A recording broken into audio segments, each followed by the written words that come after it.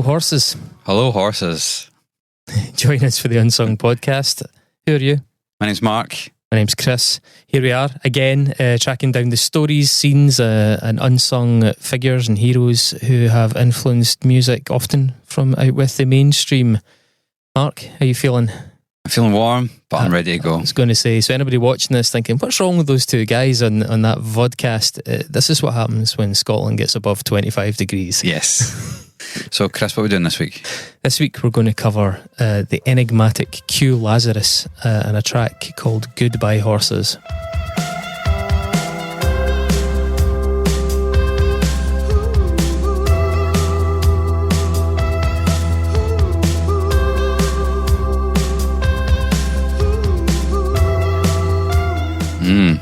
Everybody knows that song, right? Well, you remember the metric from back in the days where we worked out if something was famous? Does my mum know it? Yeah. My mum almost definitely knows this song. Let's get into it then. Sometimes the tiniest of rabbit holes goes hell of a deep, and such is the case with this track, iconic track for the 80s, Goodbye Horses. I was just, I think, a normal amount of curious. This came on randomly, and I decided to casually sort of see who was actually behind it, because I knew it was like Q Lazarus. I just, trivia, pub quiz, oh, that's Q Lazarus. Didn't know the first thing about them, and I had no idea what I was getting myself into, really. Soon after blowing my mind on Wikipedia, albeit I do think that Wikipedia needs a couple of modifications, I discovered that a feature-length documentary was released less than a year ago. A number of months ago. Yeah, and I managed to get hold of it as well. Which was not all that easy, because the director, Eva Aridjis Fuentes, has, as I understand it, no formal distribution as of yet, and is largely working under her own steam promoting it, which is fairly astonishing. I mean, having watched it, given the terrific film that she has given us. It's tremendous. It really is. So that is Goodbye Horses. The many lives of Q Lazarus will be drawn from that on a number of occasions throughout the course of this. Very, very much encourage you to go and seek it out. If you want to watch it in its entirety, you can pay for it on Vimeo, and given the amount of work and the quality of the work, I think it's really worthwhile.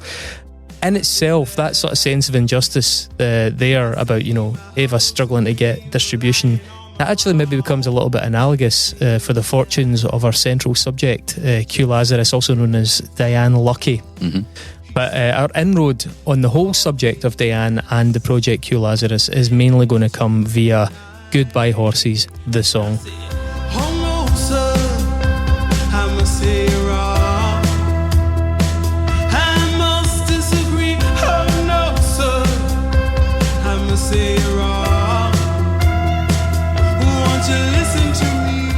I think most folks have probably heard this brooding, dreamy, unsettling new wave lullaby. Yeah.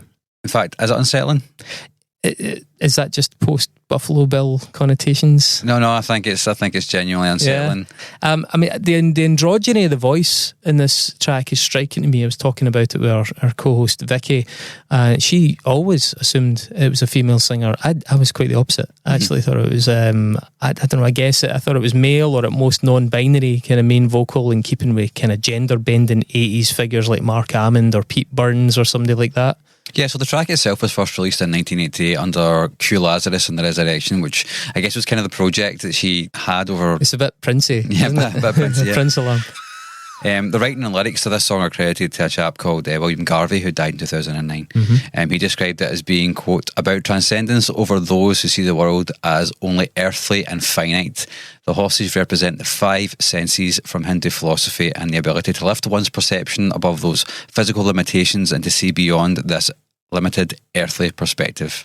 That's quite highfalutin. It is. Q Lazarus and the Resurrection were actually originally a full band consisting of William Garvey himself, producer and songwriter, members Gloriana Galicia. Galicia's where I'm going. That's where you're going, yeah. Janice Bernstein, Mark Barrett, and of course Q herself.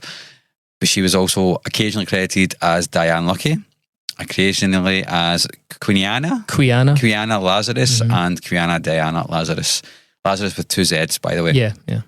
An extended version of Goodbye Horses was released in 1991 following Silence of the Lambs, and it was also re-released in 2013 and 2017 on a tiny label in New York City called Mon Ami. Mon Ami specialises in releasing obscure tracks on records. I mean, I don't know how you do that, but cool. Founder Mona Deanahan. Degan? I'm going to just butcher so many names in this. Mon Ami had licensed the track from MGM in 2009 to try and basically assure that it was available. So maybe when that label's rep is for releasing obscure stuff, maybe that's what she does, looks for stuff that's kind of fallen out of print or is getting a bit harder to find that she likes a lot, licenses it and then re-releases it. A video to accompany the original release was also made in 1987 by Leslie Mentel, and it was shot in 16mm black and white, and it is utterly spellbinding. It's a brilliant video. Very, very good. Yeah. And in the film that you kind of mentioned, they kind of speak a little bit about it's literally just a little bit about the process of making that, and it just seems really charming anyway. Yeah. You know? The initial release of the song corresponded with it appearing in Jonathan Demme's previous film, Married to the Mob, and it was on the official soundtrack for that film, and that was in 1988. And whilst Married to the Mob was a decent film, it's a Michelle Pfeiffer vehicle really, the song really hit it big when it featured in Silence of the Lambs 3 years later.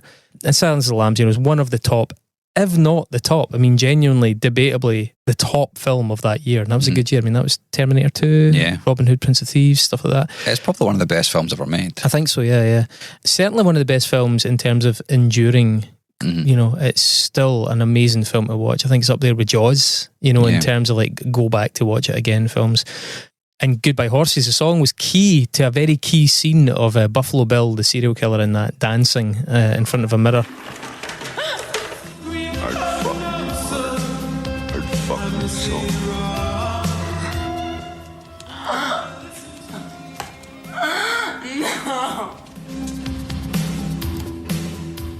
Believe it or not, songs by David Bowie were also being considered for that scene, and it had originally been rehearsed to the song Her Strut by Bob Seger. She's totally committed to major independence. She's a lady through and through. She gives them quite a battle, all that they can handle. She'll bruise some, she'll hurt some too. It's a very different song, I'll tell you that. Ted Levine, who played Buffalo Bill in that film, feels that Goodbye Horses improved the whole scene by making it all, in his words, a bit more feminine and strange. The scene has subsequently made many lists of iconic moments of soundtracking. It was included in, I think it's Time Out's top 20 moments of all time.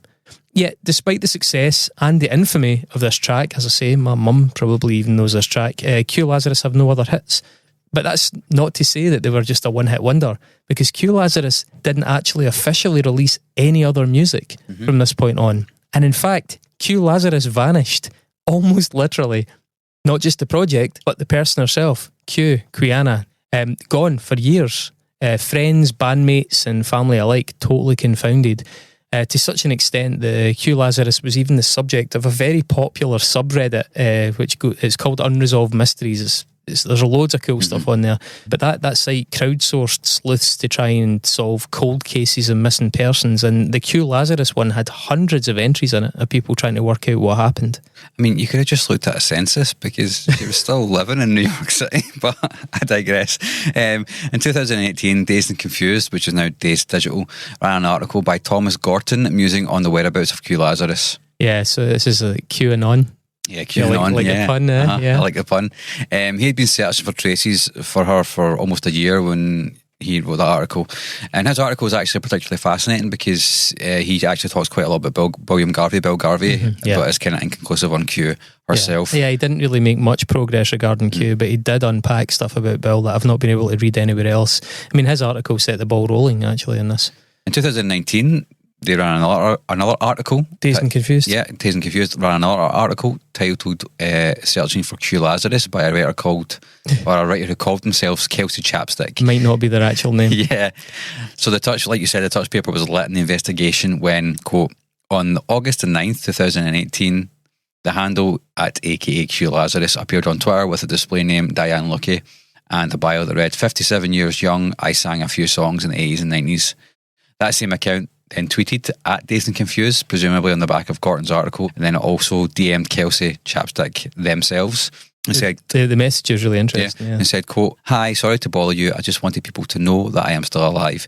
I have no interest in singing anymore. I'm a bus driver in Staten Island. I have been for years. I see hundreds of passengers every day, so I'm hardly hiding or dead. I've given Thomas Gorton from Dazed my phone number and address just to confirm I am real. Sorry if this is a boring end to the story. I am going to come off Twitter as soon as I find it odd." Little did she know. Ahead of her time. Yeah. "Please take note of this message in case anyone else is interested. Thank you."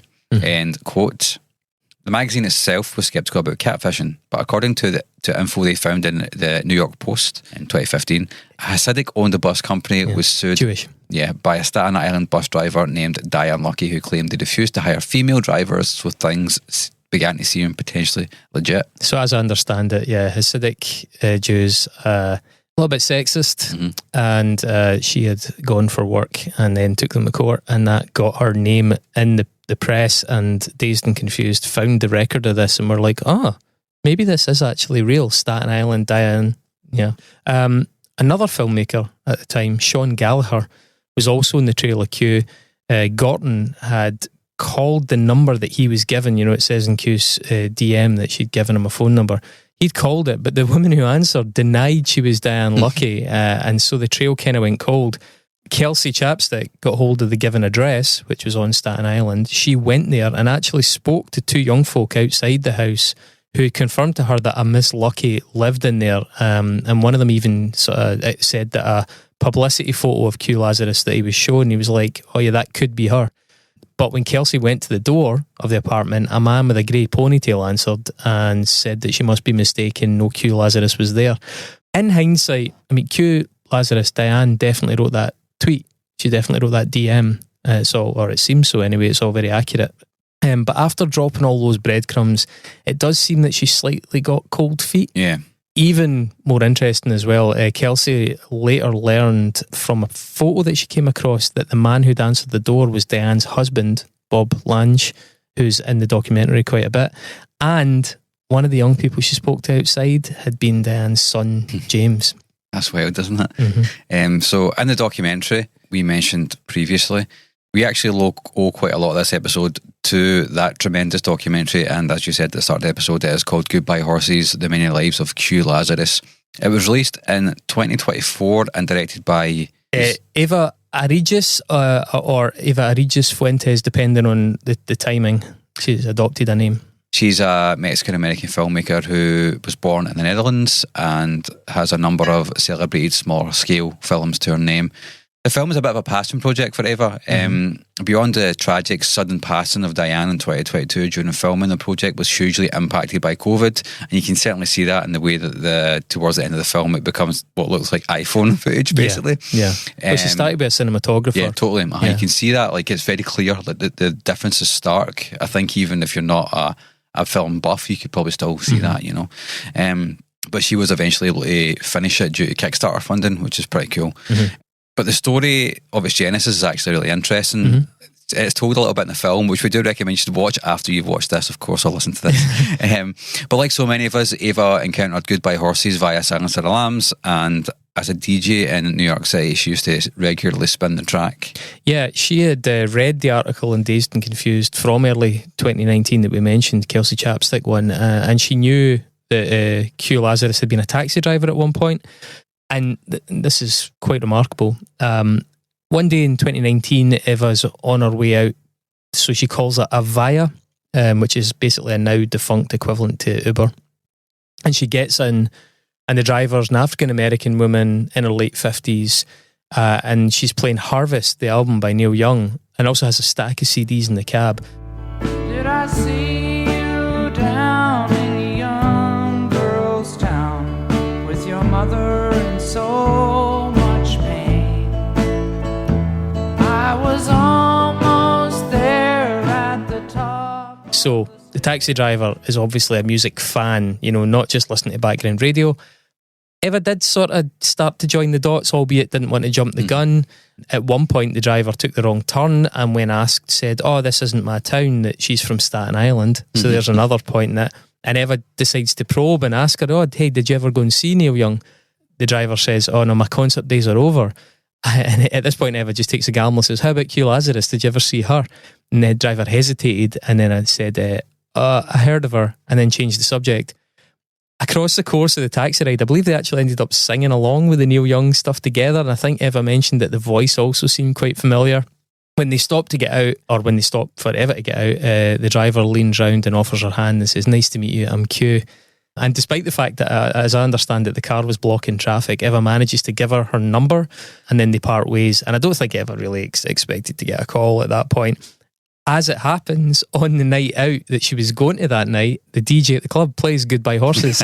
And so she goes up to talk to the DJ and says, "I actually bumped into this woman today," and the DJ doesn't believe her. And I'm not sure if that's because the DJ was aware of this incredible sort of mystery around Q Lazarus' disappearance, or if it was just general skepticism about, yeah, very, very, very good eye.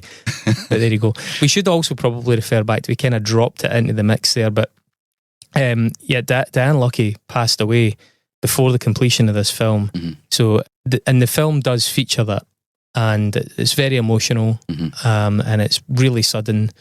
I don't really want to go into too much detail about that.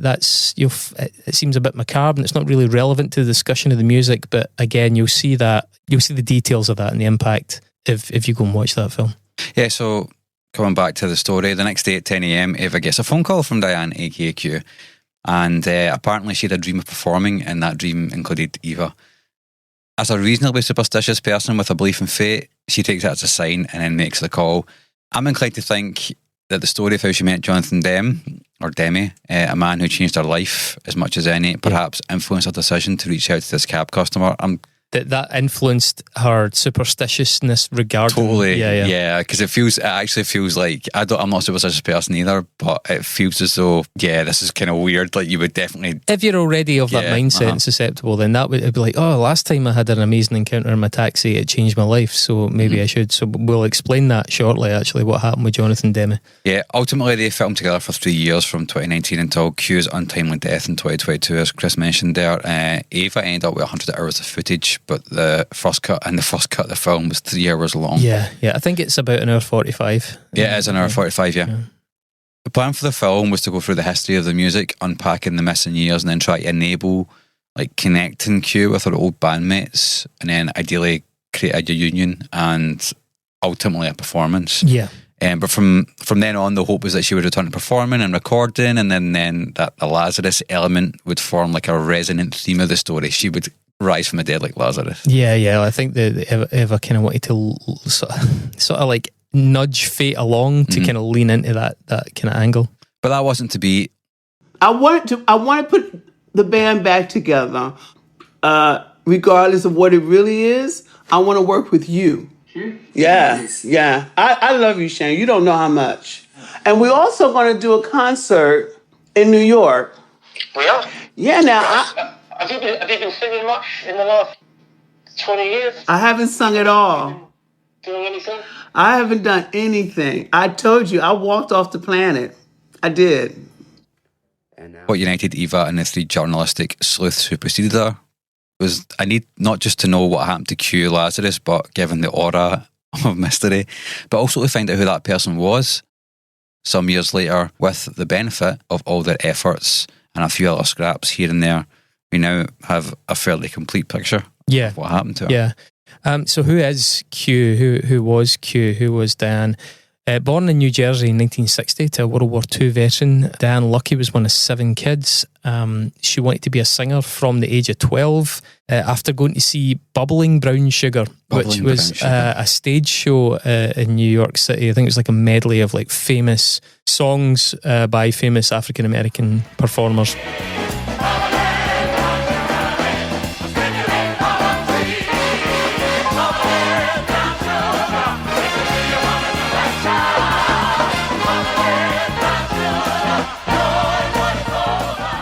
She also realised she wanted to live there as well. At this point, Diane wasn't sure if she preferred the idea of performing Broadway or of performing rock music. So she got involved in her church choir to get things going. She'd grown up in a religious household and a church-based gospel music environment. Baptist family. Yeah. While her sister, who was also a talented singer, wanted to emulate people like Dionne Warwick, Diane apparently always wanted to be Rod Stewart. So there you go. It all comes back to Glasgow.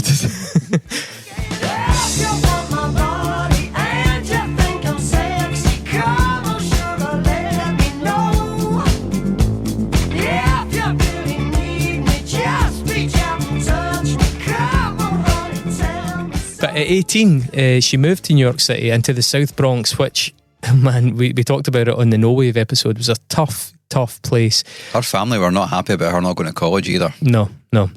She became a taxi driver as the flexibility of having your own cab meant she could do things like go and do recordings when required.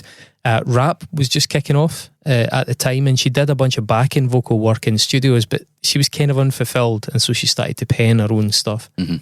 So very early on, she realised that her forte was her forte in her taste, shall we say, was leaning quite heavily towards rock music. Yeah, Rod Stewart. well, she talks about wanting to be a part of like a female AC/DC or Motorhead, which I can kind of see, to be honest. Yeah. I think her voice is kind of often compared to Grace Slick of Jefferson Airplane. Yep.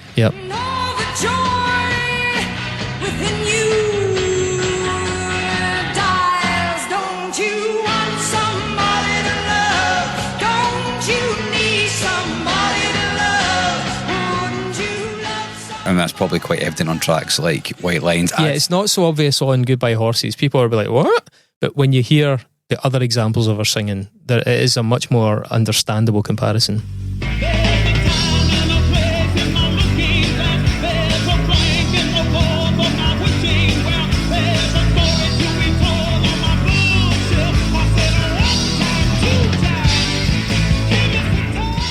I think sometimes she sounds a bit like Danzig.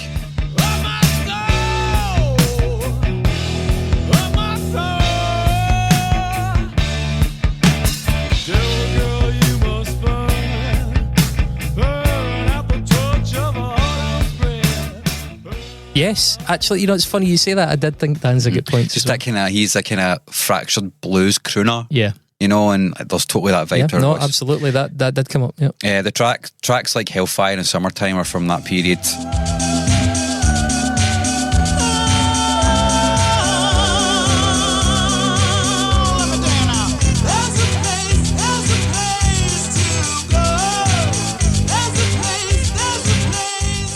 This early period in Q performance at shows along to a backing track. Then our friend Dan seems like some character, by the way. Yeah, totally. He would then dance during the performances. Yep. Some of those early appearances were actually pretty edgy, and Dan recalls people like fucking in the corner of the room while Q dragged him around in handcuffs during a song called Slave, which is a really good story. And one day she meets William Bill Garvey at a Lower East Side party.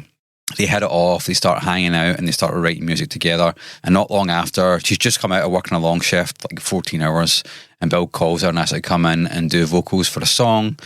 She's probably quite exhausted after a long day of driving a cab, but she goes along and does it, and then the rest is history. It becomes the song Goodbye Horses. Yeah, so as Mark says, she was working as a taxi driver, and by the way, it's not a small woman. By the way, she apparently beat the shit out of two people who tried to rob her at one point as well. Amazing.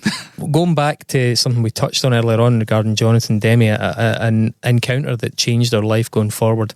So she's working as a taxi driver. It's a snowstorm in New York in late 1985. It's quite an evocative image, isn't it? It is, yeah. And she picks up the director Jonathan Demme and the producer Arthur Baker on just a random, cab stop. And they were actually on their way back from working on a video for Steve Van Zant's anti-apartheid track Sun City at the time.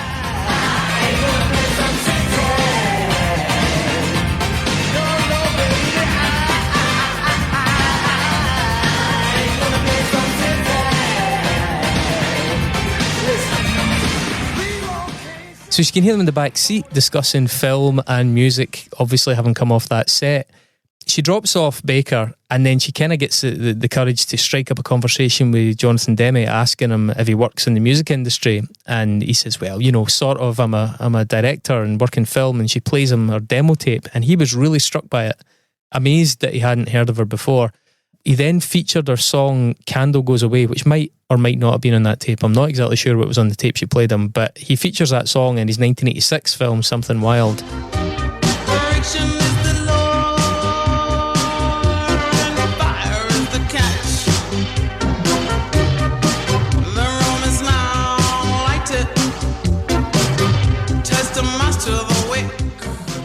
And then he would go on to use Goodbye Horses in 2 subsequent movies. And Q also appeared in person in his movie Philadelphia, singing a version of Heaven by Talking Heads.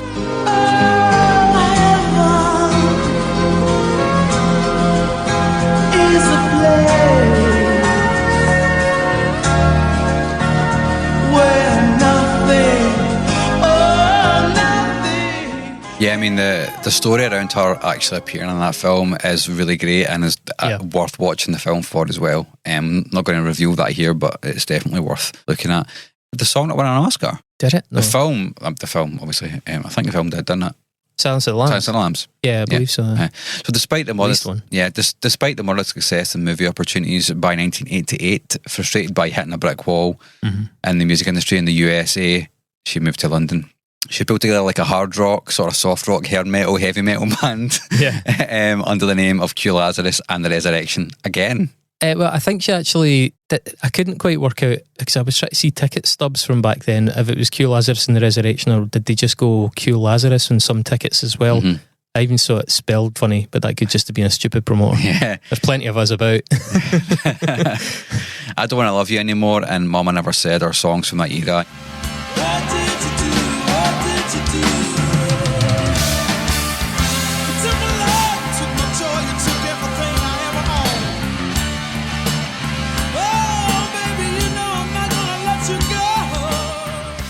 It's probably worth saying actually the soundtrack for the film is available. Yeah, we will give that a shout out later. Worth checking out. Yeah, but a lot of these rare tracks that we're talking about are on a collection that came out following this documentary on Sacred Bones. We'll mention that in a bit more detail shortly. But those songs have really big 80s hair metal power rock energy. Absolutely. The band were actually still going in the UK when Silence of the Lambs came out, and then they gradually started to gig that tune, even though it was kind of at odds with their older material. Yeah, I mean, it definitely doesn't fit with the kind of AC/DC Poison type stuff they're doing. But I mean, if you've just written this song and this film is this big, how can you not play it? Exactly. This was also at the cusp of like Britpop happening, and it's interesting because in that compilation there are some baggy songs. Absolutely, yeah. And it's like wild.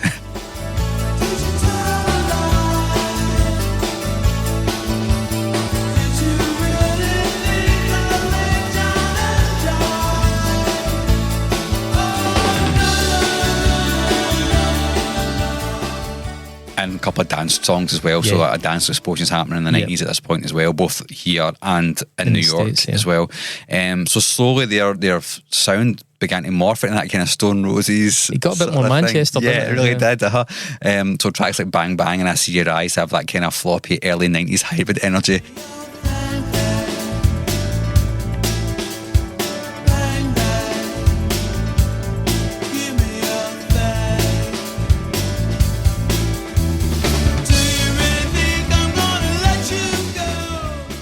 Labels just seem very confused, and to be honest, I kind of get it. I think at that point it's more understandable that the labels didn't know what they were dealing with, because when she was just going for like big, bold kind of hard rock, it seems like it makes a lot of sense. She's great at it, very charismatic. But then when they start jumping genres in a way that, there's an argument that you can maybe get away with that these days, but you definitely couldn't get away with that back in those days. Yeah. Can you imagine our bucket hat?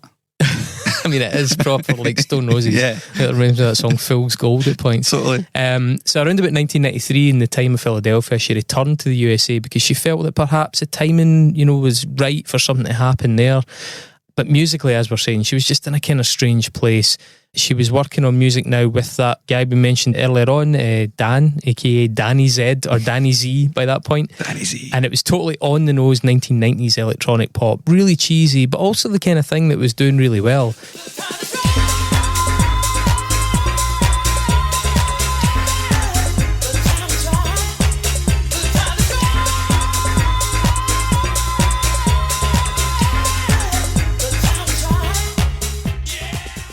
Tracks like The Time Is Right, brackets Dare, and Love Lust are good examples of that sound. And there's a track called Only You Can Light the Candle that could easily have been on a Now That's What I Call Music collection from like 93, 94. You wouldn't have batted an eyelid.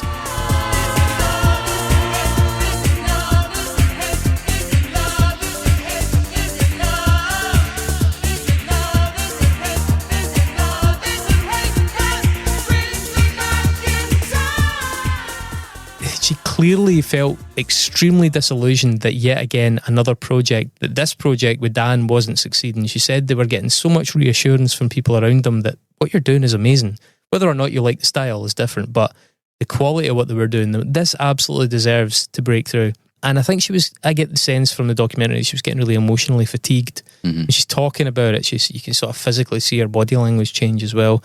And she was medicating these, various emotions and fatigue and stress with drugs, drink, and a lot of partying.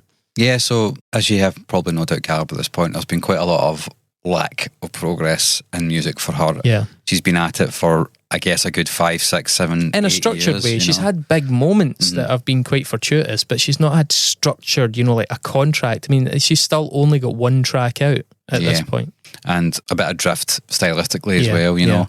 So she struggled for years to try and make progress in the industry. She was very tall, she wasn't slim, she had dreadlocks, she was definitely not Whitney Houston. Yeah. And she was drawn to rock music and metal music and not R&B and soul, which is, I guess, what a lot of label producers would have been classifying like a black woman to do, Yeah, especially from a gospel background. I think she said that. They more or less just said that to her face. This is not what you should be doing. We don't know how to market you. Which is, I mean, she obviously struggled to try and get producers and labels to pay attention because they didn't, like you said, they don't know how to market her. To me, that just seems absolutely bananas.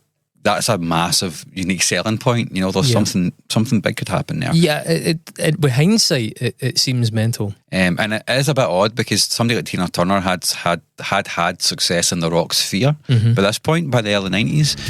All the children say we don't need another hero.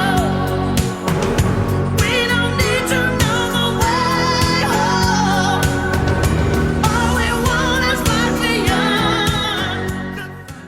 But she also had quite a large and illustrious career before that. I think that's the thing. Tina Turner's career completely changed lane in the 80s, and I associate her with rock music, power ballads and rock music, but she wasn't coming from obscurity. Yeah, Proud Mary, that I can meet Tina and Ike and stuff. So it strikes me this was all happening during the hair metal era and the years before Skunk Anansie would blow up. Oh, see, that's one of the names that popped into my head as well, because Skunk Anansie were, black front women in a rock band, seemed like a really jarring for people that weren't like familiar with those kind of women, let alone black women in those contexts. So Skunk Anansie and stuff, maybe, I don't think they necessarily blew the doors open, but what they showed was that things were changing. But perhaps Q Lazarus had just been a little bit too soon to a little bit early. From that. Yeah.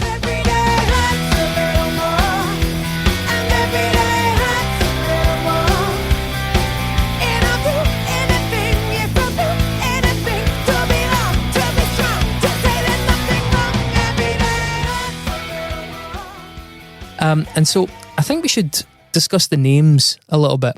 Q, Quiana, as we said, Diane. Quiana, by the way, seems to mean, I looked this up, thank you, in the Northern American indigenous language or family of languages called Alutiiq. Now, she said it meant thank you, and so I was like, I wonder what language she's referring to, and that's the only one I can find. So it's a pretty niche reference. First off, we've talked about this in the show before, but I find it very interesting when a musical persona acquires such prominence in anyone's life. I've mused a lot on how Farouk Bulsara might have reflected on Freddie Mercury, and vice versa, how Freddie Mercury reflected on his birth identity of Farouk Bulsara. Is there an element of schism that's unavoidable when your musical persona grows that big? David Bowie, I mean, where did the original person go? Like, I think it's a really... Elton John. Right, and that's a fascinating phenomenon.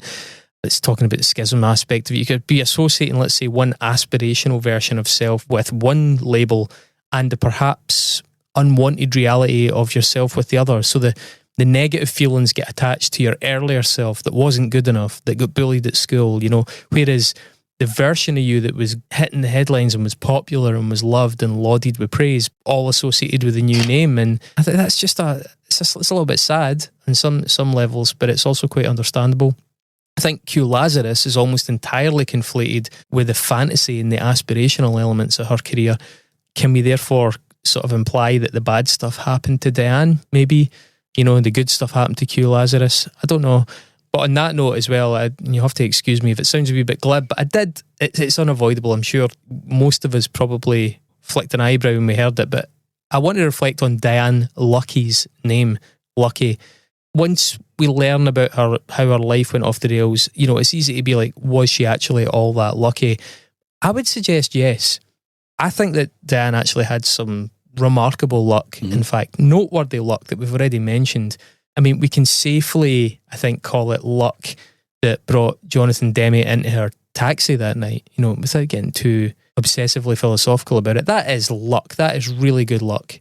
A rising director on the path to making an all-timer movie that would need a song for a key scene, and then another subsequent classic in the form of Philadelphia of that era that would include a physical appearance by that artist in the context of the film.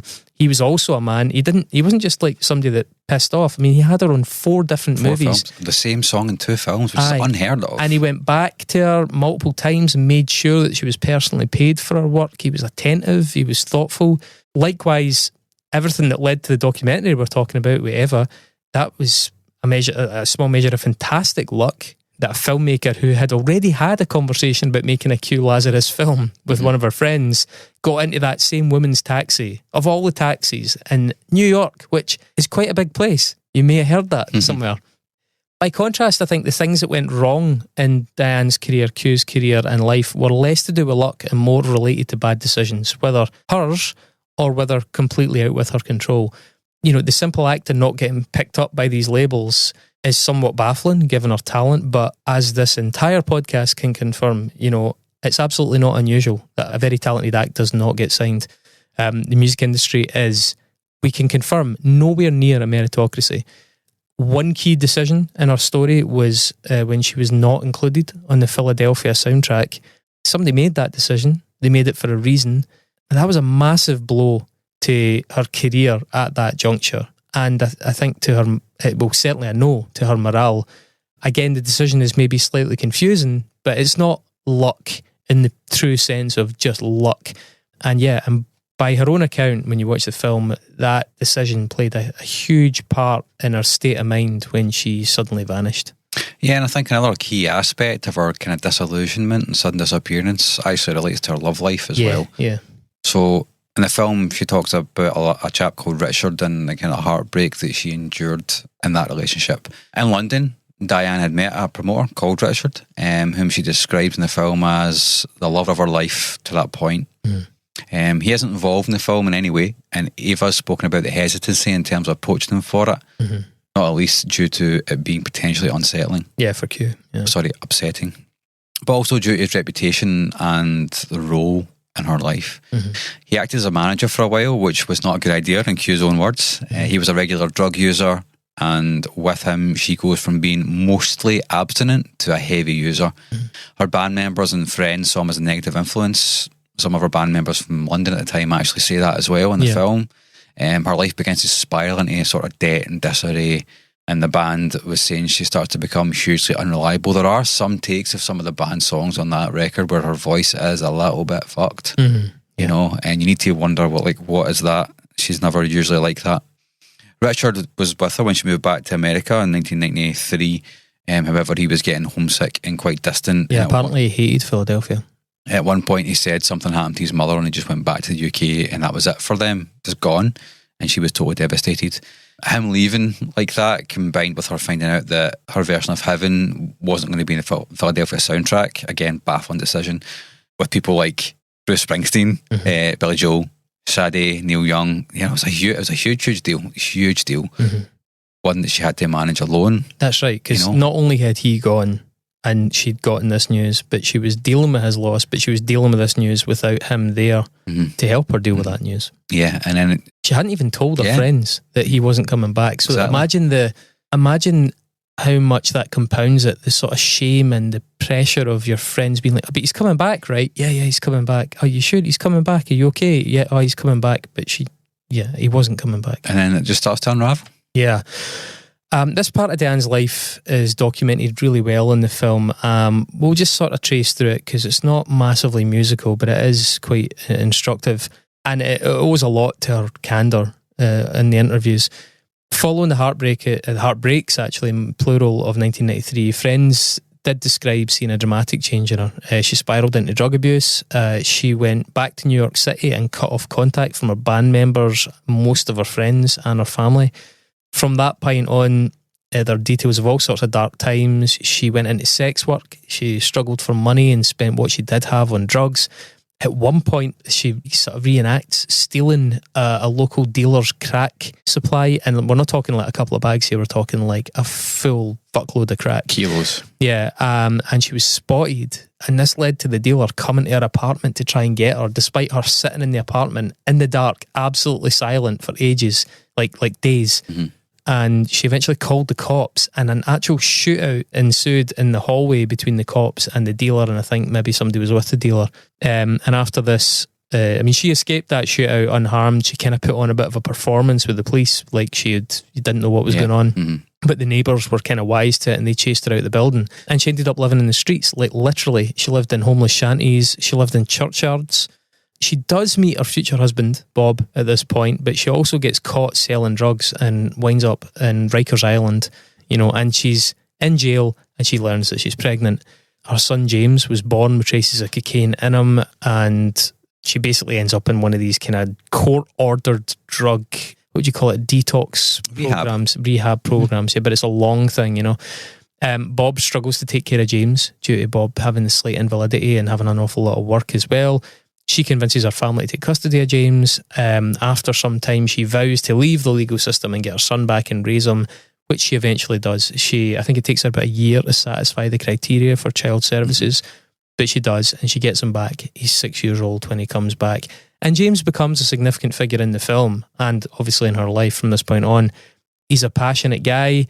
He's quite political, much to his mum's admiration. We see him during the Black Lives Matter protests and stuff with her. James, it turns out, didn't even know his mum had been a singer until he was well into his teens. I did like one of the reflections by Eva in an interview where she feels that Diane felt motherhood redeemed her for a lot of the things that she'd done, for what had gone wrong, for what she considered failings. There's a little bit towards the end of the film where Q is interacting with Eva's daughter. Mm-hmm. Yeah, that's cute. You can totally see there's a shared bond there, familial between them, In one of her interviews, Eva says that Q told her openly, the reason I knew I could trust you to do the film was because you were a mother. Mm-hmm. Amazing.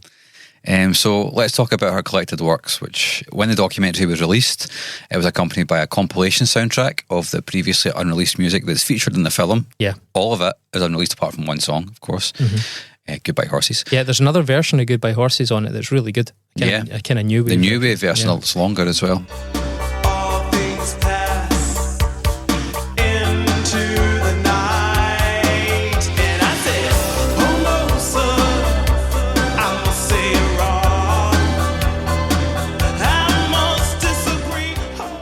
So, thankfully, Diane's sister Abby had maintained a collection of her work, including all the images, the art, the recordings, the demos. I think I read that she gave her like a big bag of cassettes. That's right, aye. It's like 40 and just like 40 demo cassettes. Here's the stuff.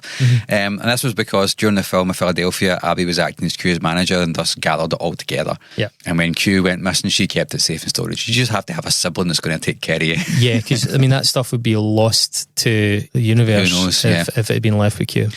And when Eva came in the scene, she helped digitise all the recordings in this collection. She remarked that her favourite day of filming was when the two of them had sat together going through all the tracks. Yeah. Q mused on each song, including the backstory and all the anecdotes. Eva also says that the day was poignant as she watched Q kind of realise in real time that she was actually quite talented. Yeah. And Eva also, conveniently enough, is friends with Caleb Bratton, the founder of Bratton, the founder of Sacred Bones. That's right. And was able to... Our friend of the pod, Ben Power, Blank Mass, that's his label. Yeah. So she was able to facilitate the release of the Q Lazarus collection / documentary soundtrack on that label. And that's really no small achievement, to be honest, because the label has previous examples of this kind of posthumous work. Prestigious stuff, man. Alan Vega, David Lynch. Yeah. Yep. So, and it's also got a long-standing association with soundtracks. It does, yeah. Friend Ben Power, like you said, which is really great for Q's surviving family, and it's kind of a shame for her though, because she's not able to see it. Yeah. The album was said to have been her main ambition, and there's a bit in the documentary where they talk about that and try to get her rights back. So it would have been a lovely little bow for her just to be alive when she put out an album. I know that maybe seems like a modest ambition, but it meant a lot to her and it never actually happened. It's something a lot of musicians just never do, regardless how dogged they are, Another shame for her can be seen in the matter of royalties, or lack of. 91 million plays on one version of the song on Spotify alone. So regarding Goodbye Horses, it was obviously initially used in a couple of very prominent films. It appeared in others too, including sort of self-referential and ironic usages. You might remember the scene of Jay dancing to it in Clerks 2, which is a homage. I mean, it's affectionate, it's because they love it. It later appeared in video games, including international bestseller Grand Theft Auto 4. That's where I remember it most from. Not that I hadn't seen Silence of the Lambs, but having played that game quite a lot. Yeah, well, a lot of younger generation people were like, "Oh, I know that song already," and then they don't they've maybe not seen Silence of the Lambs. Idiots. It was also used in multiple adverts, including a huge advert for Gucci that featured one of the Kardashians. So there's a lot of money changing hands in that situation. As Eva's own DJing and my club going will attest to, it remains a hugely popular song for DJs across the planet. There are countless cover versions by some fairly notable artists. Airborne Toxic Event crosses Chino Moreno's project. Does a really good job of that song, I would say. All things pass into the night, and I said, "Oh no, sir, I must say you're wrong. I must disagree." One of the re-releases also featured John Hopkins, who we've talked about in the show before. In its various iterations, as you've mentioned there, it's well over 100 million plays just on Spotify. Okay. And copies of the single continue to change hands for upwards of $1,000. The combined royalties of this track must be enormous. Must be. And other than payments from Jonathan Demme for the initial use of it in his 2 movies, Diane Luckey never saw a penny of those. As of very recently, and actually thanks largely to Eva's film helping to move the needle on attempts to revert some of those rights to her, Diane's family at least now receive a much overdue portion, but it is a fraction of the revenue that has been accrued on that song over the decades. Long-term fans of the podcast will know we often touch upon this subject of royalties and where they go and why they are the way they are. But so let's talk about why in particular she got no royalties for this song. And it's because the song, Goodbye Horses, is universally credited to William Garvey or Bill. Bill Garvey, as she knew him, but William Garvey as his credit. So Thomas Gorton's original 2018 article for Dazed and Confused says that Garvey, quote, was the band's chief songwriter who, according to some friends and record label owners, had fallen on hard times in a latter part of his career and had a tumultuous relationship with Q. Garvey actually suspected that she was dead and had tried to find her in the mid-90s without any luck. Didn't try after that. Yeah, apparently. A close friend of Garvey, Arabelle Proffer, told Dazed, honestly, he had never had a good thing to say about her and just saw Q as an instrument. He wrote and performed the music and thought she had taken advantage way past what was necessary. He hinted that she was a drug addict, and aside from that, he never talked much about her. The same article also details how he was seen as an eccentric and volatile character, even by ward nurses on his deathbed in hospital. Yeah, apparently he would... was it John Waters? He would have these really eccentric dance parties in his ward, and he would be incredibly abrupt and loud on the phone, and they just said he was a real character with a reputation for being a little bit difficult. Goodbye Horses was actually played at his funeral in 2009. According to Arabella, the person you mentioned, he died a week before he was scheduled to sign all royalties of the song over to his best friend, collaborator and one-time housemate Veronica Redd. Arabella said that his estranged sister now gets any money from that song, and we've seen releases happen that he in no way would have wanted. What does that mean? I think she's suggesting that his family milked it once he was gone. Veronica, the person who was about to inherit those rights, disputes that fact though and says that Garvey and his sister were reconciled at the time of his death. Quote, before William passed, they were talking again. It is true he never had a will, but it was what he wanted. I believe his family takes care of his estate now. And Garvey was meticulous when pursuing royalties. He actually notoriously sued MGM because Seth, what's his name? McFarlane used it on Family Guy, supposedly without permission. In the film, Gloriana Galicia, a backing singer that Q and Bill both worked with, also states that Q was responsible for some of the iconic keyboard lines in that track. It's actually a really good bit of the film. It's also a really key detail. Very much so. Excuse the pun there, but it's a very important detail when it comes to disputing, writing credits and things like that. She actually refers to her as Q-Ana. A fourth name in the mix here. Gloriana says that Q played her Casio using a sci-fi setting to specifically create the sparse melody that threads throughout the tune. It is the second best hook in the song, apart from the vocal. That little bit is super iconic as well. It's not the chorus vocal line, but it's right up there in terms of identifiable parts.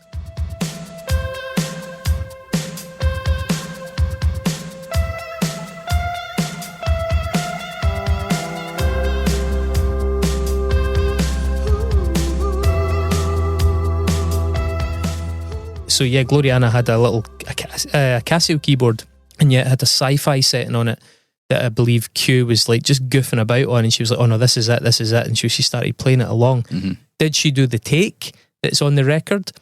I don't know that, possibly not, but she certainly has a witness that says that she helped conceive of that key part in that song. Yeah. So with that being the case, it's actually even more unforgivable that she was cut out of the royalties in the song. The vocal and the key part, like you just said, from a crude musical law perspective, like you said, those are the two main features of the song. I think so, yeah. It isn't much without them, and I think you're right. Even the new wave version still hinges around those things, So following Garvey's death in 2009, Monami Records licensed the song for re-release, as we spoke about earlier on. And its founder, Mona Dehen, said that she'd been looking for Q for many years, but to no avail. In the film, Diana and James are seen reacting with frustration to the sight of Monami Records selling the song online without her knowledge. Wow. I mean, who put this on the internet? I don't have no idea. Monami Records. I can't and see. I don't have my glasses. They have links to you on Apple Music and you on Spotify. So she has my image on her record label, my music, and let's go to Q Lazarus. Click on that. It's a 12-inch single, and she is $13 for $13, and it's sold out. How do you feel about that, son? I just understand how you haven't been getting paid for this for all this time. Look at this here. 2 demo versions. Who has the demo? I don't have the demo. She has the demo, or they have the demo. Transferred from Q's original. Quite a key part of the film, I think. Yeah. It's hard to know where to fall in that, because Mona Degen could be completely sincere. She licensed the song from MGM in good faith and released it, and claims that she tried to find her and couldn't find her. And to be fair, her family and her friends couldn't find her, so it can't have been all that easy to find her. So don't want to take sides there. You do see them being a little bit upset in the film, but without more information, I'd just have to take that at face value. Yeah. And whilst the recent progress on royalties is kind of welcome to the viewer, the inescapable knowledge that Diane herself never got to enjoy any such respect or reward is actually quite a difficult thing to swallow, I think. And there emerges so many threads running through the story. Resonant themes that definitely didn't include that reassuring Lazarus dream and the sense of resolution that initially drove the documentary. Yeah, so the thing that I think Eva pictured being the central unifying theme of that film, actually what you end up with are all these offshoots regarding rejection, feelings of failure, this issue with copyright being basically disappeared by not being included in the credits and stuff. In terms of what I see as the resonant themes in the film, this is maybe a good moment to observe how Q still had the thirst for rebooting her career. As we say, Eva's mission was really to try and reunite her with the bandmates in England. You actually see her, I think it's like a Skype call or a Zoom call with the drummer, and just saying, oh yeah, how are you getting on? We're going to do this, that does not go to plan. There was clearly very much a sense of unfinished business on her part. Despite decades of being outside the limelight and to some extent being outside of her own life, So I think with the catalyst of Eva's approach, it seems fairly evident that Q had not found nor had made inner peace with the way her musical career had panned out and arguably ended. I'd like to speculate a bit on why that is. We're not psychologists, but I do think there are some idle musings to be done on the way that brushes with fame can exacerbate the sense of frustration in a way that, you know, a simple failure to succeed might not. It seems to me that, you know, people who try to make it in music and simply never get anywhere are perhaps better placed to simply step away from it. I used to play in a wee band, but that was it, you know. If it always remained remote, you know, if it always remained an unrealistic ambition to some extent, even a fantasy, having never had that taste, it's maybe easier for them to quit it.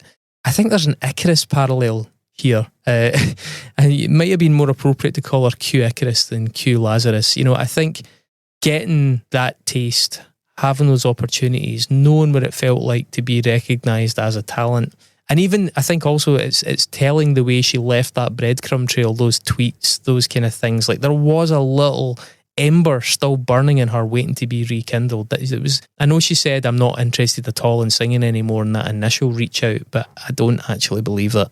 Yeah. I don't know about the Icarus thing, man, because Icarus was hubris. He flew too close to the sun because he thought he could get there. Is that relevant? I think she flew too close to the sun, yes, but I don't think there was hubris involved in her attempts to get there, surely, right? No, you might be right. Maybe I'm taking the wrong lesson from the fable of Icarus, but I just I think it was a further fall because she got so high. Her wings got singed. Yeah. I mean, at one point, she was on set with Tom Hanks and Denzel Washington. You know, that's quite a mess with your expectations. Absolutely, yeah. You're singing a Talking Heads song, you know. Yeah. The director's I'm making it. I've made it, you know.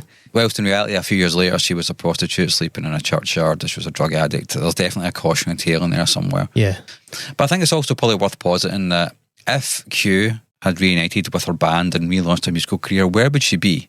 Legacy touring is a huge phenomenon now. Oh, God knows we hear so much about legacy touring and fucking reunions and oh my goodness. What are we thinking, like that coveted Legends slot in Glastonbury Festival, for example? It could be a thing. It wouldn't even be the Legends slot. I think this is one of the things. It would be the novelty slot, unfortunately. The Rick Astley. Yeah. So peers from that era and well before are still travelling the globe. They're still headlining shows. They're still making up bills of similar kitsch and retro festivals. Rick Astley being the example I just used. Right said Fred. Yeah. Anti-vax said Fred. Wrong said Fred. Yeah. Far right said Fred. Far right said Fred, yeah. And many of these artists do well from it, you know. Yeah. There's no reason to think that Q Lazarus might not have ended up alongside M People. Or Heather Smalls, I guess. Yeah, well, Heather's, there you go. It sounds disparaging because I really dislike M People. It's not maybe a great analogy in that sense, but like Heather Smalls ended up basically singing along with backing tracks because she was effectively M People by that point, and people just wanted to hear those songs. And it is interesting to think, would things have taken off for Q so late in the day, or would she have ended up in that sort of company, which is... I am sure that a lot of those people are very thankful for that and that they can still make good money doing that, and they probably simply enjoy getting out there and having a bit of a laugh, and, you know, good for them. Fucking good for them. I don't want to hear it most of the time, but good for them. But there's a look to it in terms of the art. You know what I mean? I think I always remember going to see Flock of Seagulls at the art school, and it's basically just on to see Iran live.